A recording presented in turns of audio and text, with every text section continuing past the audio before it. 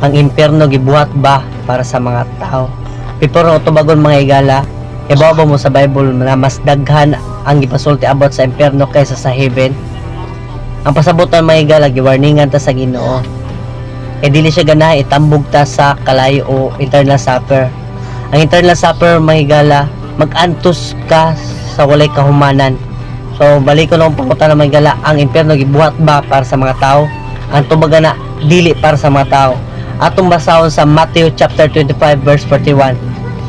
Then shall he say also unto them on the left hand, Depart from me, ye cursed, into everlasting fire, prepared for the devil and his angels. So klaro kay mga higala nga ang impyerno gibuhat para sa devil og sa mga falling angels.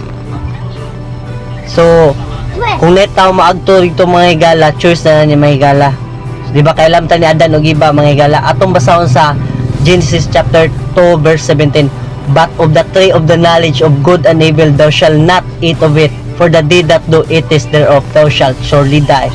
So ang Ginoo nag-ingon mga higala nga ayaw kamog kaon sa bunga sa kaalam sa good and evil. Kay once mo kaon mo, mamatay jud kamo. Di ba klaro kay mga higala? So gitagaan mo tag free choice sa Ginoo mga higala. So kung choice mo pabilin sa mga kasala, imuwar sa na. Basta ang Ginoo gihatag na niya ang tanan para dili ka maadto sa impyerno.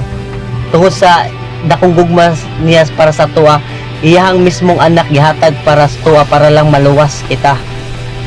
So mga higala, ayo sayangi imong kinabuhi nga maadto sa impyerno. Kinabuhi ka usara og wala na riti mga higala.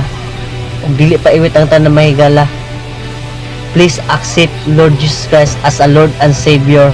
Tuuan nimo sa kasing-kasing sa kalag sa una-una og kusog mga higala. So akong balikon mga higala, ang impyerno gibuhat para sa devil og sa mga falling angels. Kung netaw maagto mga higala, choice na jud niya. Imuhar yung padili ka maagto sa impyerno mga higala. Imuhar ang dawaton si Lord Jesus Christ as a Lord and Savior. Tuuan nimo and you will be saved. Thank you mga higala, and God bless.